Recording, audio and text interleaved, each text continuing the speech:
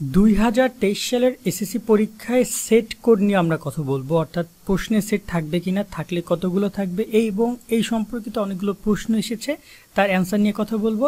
তাই সম্পূর্ণ ভিডিওটি দেখার অনুরোধ করছি এবং এই বিষয়গুলো অনেক জরুরি। আসসালামু আলাইকুম প্রিয় শিক্ষার্থীরা, সকলে কেমন আছো? আশা করি ভালো। তোমাদের সকলকে স্বাগতম শোভন স্টাডির নতুন একটা ভিডিওতে। তোমাদের শোভন ভাই রয়েছে আজকের ভিডিওতে। কথা বলছি তোমাদের 2023 সালের এসএসসি পরীক্ষা প্রসঙ্গে। এসএসসি পরীক্ষা সম্পর্কিত অনেকগুলো ভিডিও ইতিমধ্যে আমাদের আপলোড করা হয়েছে, তো সেট কোড নিয়ে অনেকেই জানতে চাচ্ছে।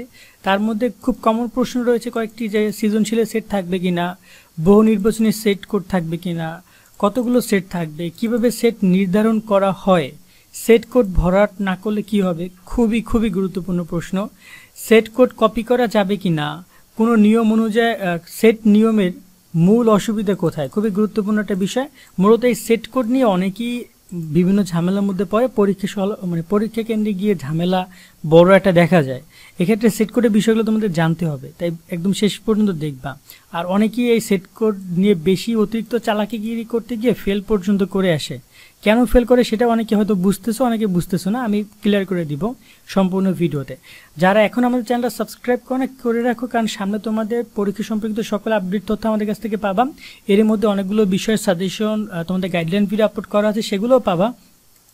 এবং সামনে তোমাদের যখন তোমরা কলেজে ভর্তি হবে, সেই কলেজে ভর্তি আনুষঙ্গিক সকল তথ্য তোমাদের শোভন ভাই তোমাদেরকে দিবে। তাই আমাদের সাথে যুক্ত হয়ে যাও, কেমন? তো এখানে আমি প্রথম প্রশ্ন থেকে শুরু করতেছি, যে সৃজনশীল প্রশ্নের সেট থাকবে কিনা। প্রথমত বলি, এই হচ্ছে তোমাদের সৃজনশীল প্রশ্ন, যেখানে ক বিভাগ, খ বিভাগ, গ বিভাগ থাকে। এটাকে কিন্তু সেট বলে না, সেট বলা হয় উপরে একটা কিন্তু কোড থাকে। যেমন এটা হচ্ছে 2019 সালের প্রশ্ন আর দিনাজপুর বোর্ডে। সেক্ষেত্রে সৃজনশীল প্রশ্নে কোনো ধরনের সেট কোড থাকে না, অর্থাৎ তোমাকে যে প্রশ্ন দেওয়া হবে তোমার বন্ধুকে একই প্রশ্নই দেওয়া হবে। অর্থাৎ এখানে কোনো ধরনের প্রশ্নের মধ্যে পার্থক্য হবে না বা প্রশ্ন এলোমেলোও হবে না। একই সৃজনশীল, তোমার যেটা 5 নম্বরে থাকবে তোমার বন্ধুরও সেটাই 5 নম্বরে থাকবে, বা তোমার পাশের বেঞ্চে তার 5 নম্বরেই থাকবে। অর্থাৎ সৃজনশীলের সেট কোড, তোমার কোনো ধরনের সেট কোড নেই।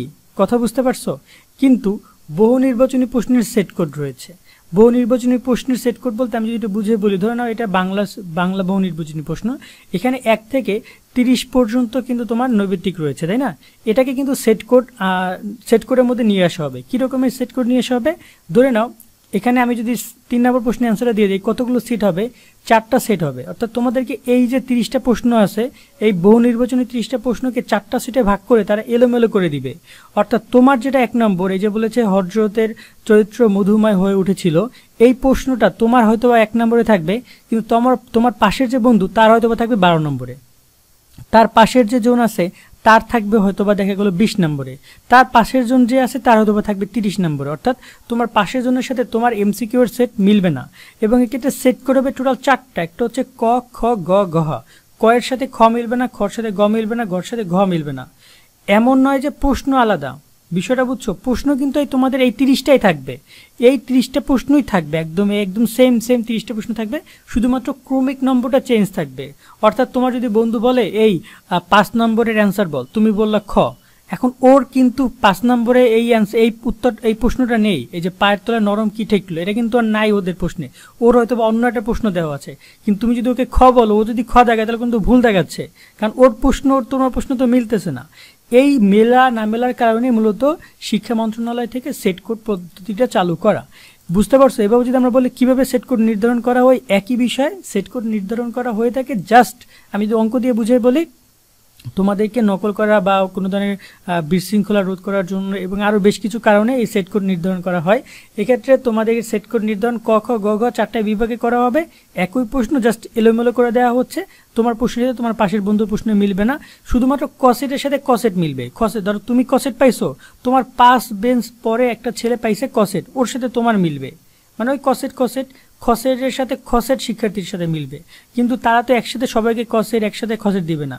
ধরে না তোমাকে দিবে কসেট, তোমার পাশের বন্ধুকে দিবে খসেট, পরের জনকে দিবে গসেট, তারপরের জনকে দিবে ঘসেট, 4টা সেট 4 জনকে দিবে, তারপরে আবার একজনকে দিবে কসেট। অর্থাৎ তোমার একসাথে সেট মিলানো টাফ হয়ে যাবে। সেট কোড ভরাট না করলে কি হবে, এখানে একটা দ্বন্দ্বনীয় অপরাধ বলতে পারো আমার দৃষ্টিকোণ থেকে। সেট কোড ভরাট না করলে তোমার ওই বিষয়ে ফেল চলে আসতে পারে। তোমাকে যখন একটা সৃজনশীল প্রশ্নের ওএমআর শিট পূরণ করতে বলবে বা নৈবিত্তিকের ওএমআর পূরণ করতে বলবে, তো ওখানে কিন্তু সেট কোডের কথা বলা হবে, বিশেষ করে নৈবিত্তিকে সেট কোডের কথা বলা হবে। তো নৈবিত্তিকে সেট কোড তোমার যদি ক হয়, তোমাকে কটা ক লিখে এবং সেটা ক ভরাট করতে হবে। তো সেট কোড ভরাট নিয়ে আমরা ওএমআর শিটের যে ফরমের যে ভিডিও করব, আমি অলরেডি ফর্ম পূরণের প্রিন্ট আউট করে রেখেছি, আমি তোমাদেরকে হাতে কলমে দেখিয়ে দিব, সেখানে আমরা তোমাদেরকে দেখিয়ে দিব সেট কোড কপি করা যাবে কিনা। অফকোর্স সেট কোড কপি করা যাবে, তবে এটা খুব সহজ একটা কাজ না, এটা খুব মানে চালাকির সাথে করতে হবে।